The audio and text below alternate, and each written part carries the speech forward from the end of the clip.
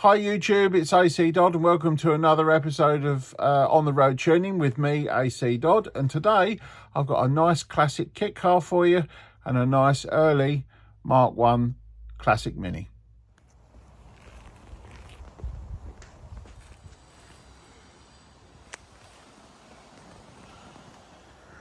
Well, what have we got today? It is a Mini Marcos and we find ourselves in Southampton. And this is a little bit unusual today because this Mini Marcos is a non-runner. So I've got to look at the engine, get it running, and then see what it needs. So today is not necessarily about tuning, it's about making it work and then helping the owner decide what he needs to do with it for the future. So let's get ourselves comfortable and see what we've got. So engine wise, we have an interesting one because it's a mixed bag. So we've got a 1098cc engine, but it's based on a A+ block. We've got a late type core, but appear to have points ignition. We've got an A127 alternator. Plugs look a bit old, so we need to have a look at that. We've got a 59D Dizzy that looks well old, so we need to look in there. And we've also got some home rebuilt twin HS2 carbs. So I've been told the engine features a Kent 276 cam. So let's start the process and see if we can get this running. Okay, so first thing we're going to do is pull the plugs out and let's see what we've got.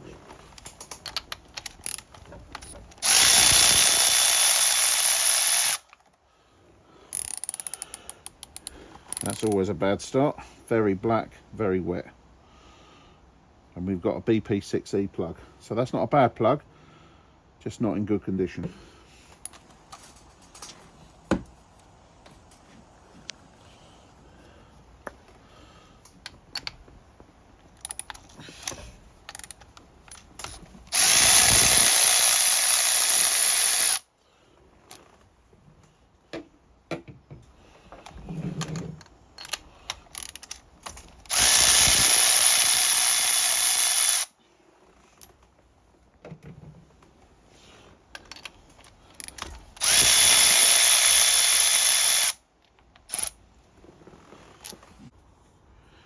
So, plugs are out.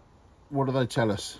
Well, what they tell us is gaps are too big and very fouled. Okay, so we need to start with a new set of plugs. We've also got to turn the mixture down to get some of that fuel out.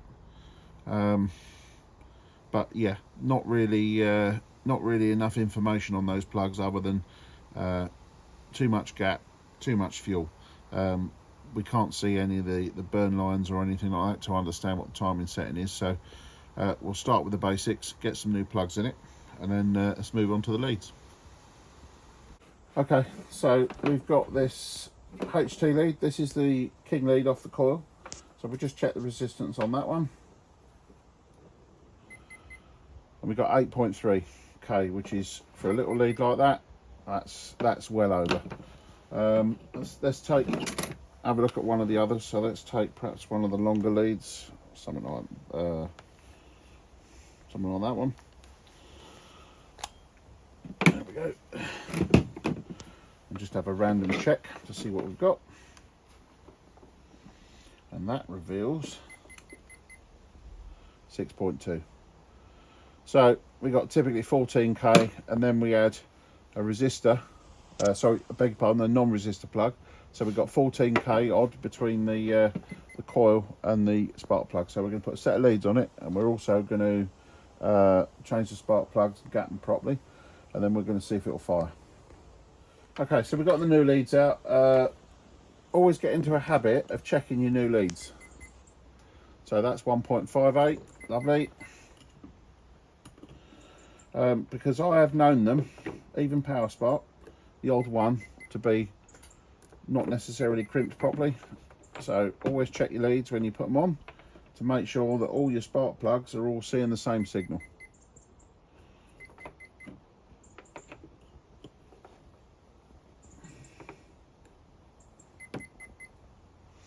As we can see here, everything is exactly how we want it. Okay, so one of the things that we're going to do here, just before we try and start this engine, because we took the spark plugs out and they were already covered in soot, etc., I'm not going to start the engine and run the risk of running it rich. So I'm going to take the carbs off now and just baseline the jets in the carburetors to make sure we're not putting too much fuel in. And then as soon as it does fire, I'm going to make sure that our fueling is nice and lean, and then we'll set the timing, etc., and get the engine warmed up. And this is why I said I was going to check the carbs, because if we look there, look at the size of that divot in the needle, right where you don't want it at the idle end. That sort of damage is what's causing rich running, certainly at idle. So I think we found the main culprit of why this is messing about. So we'll put a new pair of needles in it and see how it runs. Right, so taking the needle out the second carb, we don't see so much damage, but we actually find that the one carb is fitted with an AAZ needle and the other carb is fitted with an AAV needle. So these carbs haven't even got the same needles in. So yeah, we can start to see how this engine has got into the mess it has. Okay, so we got the dash pots off. Chose a pair of AAE needles just to get it running. But what I have also noticed is the pistons were very stiff to rise. Now when you've got twin carbs, it's usually far too easy to get too much fuel in. So what we're going to do is I've dropped the standard SU oil out and I'm just putting some ATF in there, just so that we can thin that viscosity down. And the idea there is that we give ourselves a baseline that we know is going to be reasonable. Okay, so what I mean by that is it shouldn't be too thick. Now even with that oil on there, that is still coming up as quite stiff. So I think we might have to modify the dampers, but that's way down the line yet. We've got to get the engine running. But I now have a nice baseline that I can start from. And we can also see that we put the same oil in both carbs and they're responding totally differently. So if you just look at that piston, that goes up nice and easy, okay? That one on the other end is much slower, all right? So if we do get to further into the tune, we need to address that so that both of those rise at the same rate. So, as you can see, the engine is now running. I haven't changed the points or adjusted anything. All I've done is I've set the idle mix on those carbs. The other thing I did with the carburetors is the jets weren't staying up in position because the jet control rods hadn't been bent in the appropriate shape to hold them up in the right position. So I've done that, put a different set of needles in as we've already discussed, and yeah, we've got an engine that starts and runs. So now what we need to do is to start going through, check the dwell angle, and then we can start looking at the mixture. Righto, so we got this one all dialed in. You can see the air filter's all back on now. So all we need to do in the end, I didn't change the advance curve or the vacuum unit because it was all there. We had 9 degrees too much advance, so I just knocked that back till we got 30 degrees full in. And then changing our attention to the carburetors, it had 2 odd needles in it, one of which was damaged, so we changed those, put in a pair of AAE needles. That subsequently turned out to be too rich, so I went back to a pair of AACs, which interestingly seem to be pretty good. So the owner's now gone out for a test drive and he reports that the engine is performing very well. So we've gone from a non-runner to something that at least runs quite well. So let's go over to the owner now and see what he thinks. Right, so this is Jeremy. All right. So we didn't have you on camera at the beginning because there wasn't much point because it was a non-runner. Yeah, that's it. So at least we got that. We got it running now. So what's it like now? Yeah, jumped in the car. It just instantly feels more responsive. There's much more power in a whole band of ranges. it's just driving better than it ever has done under my ownership, and I'm pretty sure the past owners as well. So yeah, very happy. Okay, excellent. And I've already identified that there's probably more to come out of this one. Yeah. Once you get a few other things, because I think you said it's got CV joints that are knocking and various other mechanical things that need doing before we can finish it off. Yeah. As usual with twin carbs, I'm kind of hamstrung because I don't have a load, so we have discussed having a wideband fitted, and I can come back and get that properly dialed in under load if you want that doing. So Yeah, sounds good. Anyway, would you recommend this to anyone else? Absolutely, without doubt. All right, thank you very much, and thanks for getting me down to play with your lovely Mini Marcos. Thanks, Adrian. Appreciate it. No problem. Cheers. So here we are, and we're at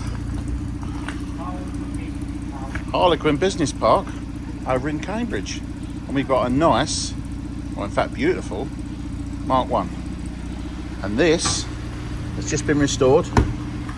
Look at that, beautiful car, beautiful car. And under the bonnet we've got a beautiful 850 with a single HS2. Okay, so looking at the plugs on this one, we've got a set of BPR 6ESs, and we are also running rich. So with that heat range being a bit too cold, it's not burning those plugs clean. So as you can see, we've got slightly different on each one, which means our combustion is a little bit out of control. So we need to get the spark energy under control, and then obviously we need to pull some fuel out of it. So one of the first things I've been looking at is obviously the ignition system.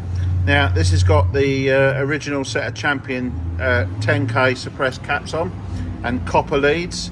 So we're just having a discussion about the best way forward, because we can't change those and leave the copper leads on. So we're just trying to come up with a solution, which we may or may not do today to be able to move forward. Okay, so what we ended up with this one in the end, I went with the original HT leads because I didn't have a combination that would work today, but we have got a set of BP5 non-resistor spark plugs in there, gapped at 25 thou. I took 5 degrees off the timing because I did notice we had about 40 degrees at full advance, so we got about 35 now. Moving over to the carburetor, just one of the little gags, I'll just show you that. Yeah, that's right, this one doesn't need a damper. But I'm going to leave that for you to comment under this video, because I want to see what your comments are. And then I'll tell you why that is after you've commented. Anyway, we had an EB needle which was way too lean, so took the needle out, put an M needle in, which was much better. Still too lean, but without the air filter on. Put the air filter on, much too rich. So took the air filter out, so at the moment there's no air filter in there, okay, because these air boxes are next to useless for performance. So taking the air filter out gives you more airflow. In this case, the owner is very unlikely to do a lot of miles in the car, so he's got a choice. He can put a K&N filter in there or just leave it as it is, and if he's not going to do too many miles, then it's not going to really mount up to any particular engine wear over the course of the time that he has the vehicle. So I'm not too fussed in this case to leave it without. But as you've seen, there is no piston damper in there, and I want you to comment on that. Anyway, what we do have